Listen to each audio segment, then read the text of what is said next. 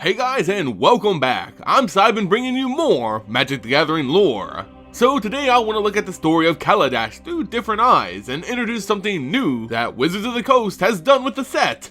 It was something I was already aware of, but haven't yet shared with you guys, who may or may not know about it. And that's Story Spotlight cards. Story Spotlight cards are specifically designated cards in the set which chronologically tell the story through its artwork and flavor text. For Kaladesh, there are 5 of these story cards, each of which are numbered 1 through 5 in the bottom left corner. These cards allow even those completely disattached from the ongoing story to pick up the card, connect them, and get a brief understanding of what's going on. In that sense, I really love this idea of Story Spotlight cards. It helps guide people both entrenched in the lore and those just minorly interested in it. It lays out specific events taking place in the written articles, happening in cards we actually play with. Wizards of the Coast continues to bring the story to the table, giving players like me an opportunity to see the lore in action, while not intruding on those who just want to play the game. So in this video, let's put these Story Spotlight cards to the test and see if we can figure out the ongoing story of Kaladesh in just 5 cards. First, we have Inventors Faire, a legendary land that at the beginning of your upkeep gains you 1 life. Tap it for a generic mana, pay 4 and tap Inventors Faire, search your library for an artifact card, reveal it, put it into your hand, then shuffle your library. Activate this ability only if you control 3 or more artifacts. Well, from a lore standpoint, the Inventors Faire is basically the scene in which most of the story is taking place in. It's the month-long celebration of the plane's most brilliant minds and skilled inventors, a collection of bright youngsters and seasoned veterans. The fair is controlled by the Consulate, the head governing body of Kaladesh, who holds the world's Aether under their influence, a fact that doesn't really set well with some. Davin Ban, a planeswalker and safety inspector for the Inventors Faire, has commissioned the Gatewatch to help with a troubling group of renegades seeking to sabotage the event. They can't agree to interfere with an internal issue taking place on a plane, but at least one member goes there regardless, Chandra Nalar. She makes her way to the Inventors Faire despite the grief of losing her parents on this world, as Nissa and Liliana follow in tow. The second story card is Captured by the Consulate. Enchantment aura for 3 generic and a single white. Enchant creature you don't control. Enchanted creature can't attack. Whenever an opponent casts a spell, if it has a single target, change the target to enchanted creature if able. The art of this card depicts the capturing of one Pia Nalar, the renegade prime and long since lost mother of the pyromancer Chandra Nalar. This occurs as Chandra begins her mission to find a renegade member in danger of being captured, but she had no clue that the one she hoped to protect was in fact her mother. The Consulate had supposedly killed the entire Nalar family nearly 12 years ago, but apparently, mother and daughter both survived. Despite being reunited, nothing could stop Consulate guards from seizing the renegade leader, not even a hot-tempered planeswalking daughter. Pia gives herself up willingly, believing she can distract the others enough to give Chandra a chance to escape. The plan works, and the two are unfortunately separated once again. Another interesting note for Captured by the Consulate is the flavor text. At last, the infamous Pia Nalar, as stated by Tezzeret. Tezzeret is the head judge of the Inventors Faire, and has been on the trail of the renegades and their leader for some time now. This powerful and dangerous planeswalker has an affinity for artifacts, and a long history with the evil dragon Nicol Bolas. He clearly wants the fair to go off without a hitch, but to what end? Next, we have Deadlock Trap, an artifact for 3 generic mana that enters the battlefield tapped. When Deadlock Trap enters the battlefield, you gain 2 energy counters. Tap it and pay 1 energy counter, tap target creature or planeswalker. Its activated abilities can't be activated this turn.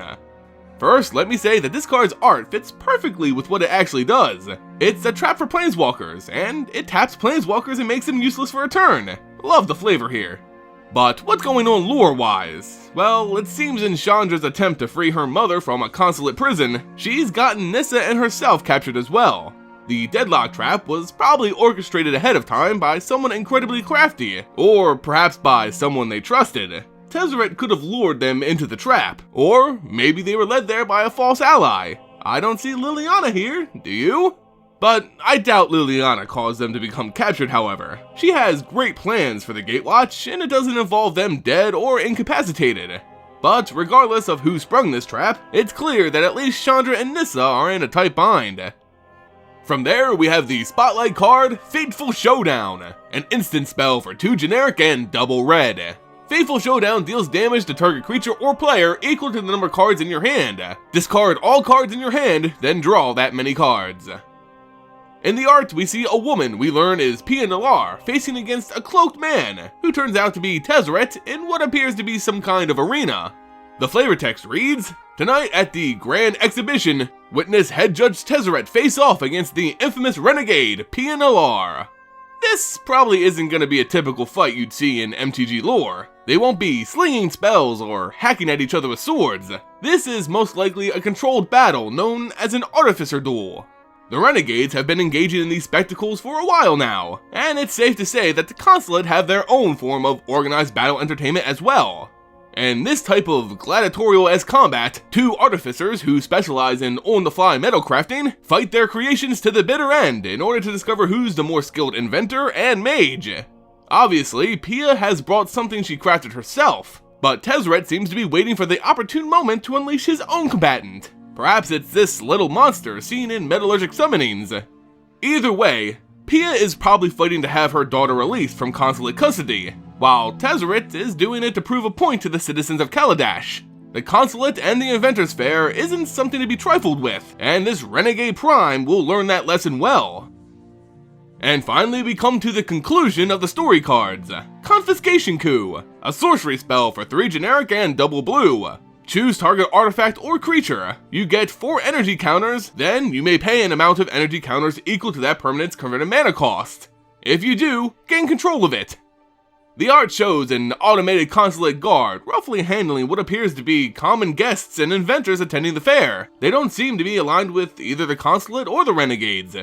The flavor text reads, "Citizens, do not resist. This is for your own safety. Tezzeret bids you to surrender your inventions now."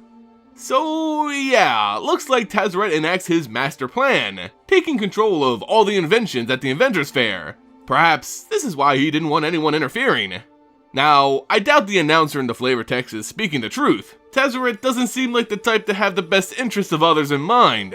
But the question remains, why does he need all these things? Why take control now? Maybe he lost to Pia in the Artificer Duel and felt as if he was losing his grip on the people. Perhaps he needs their inventions for some insidious end. We just don't know yet.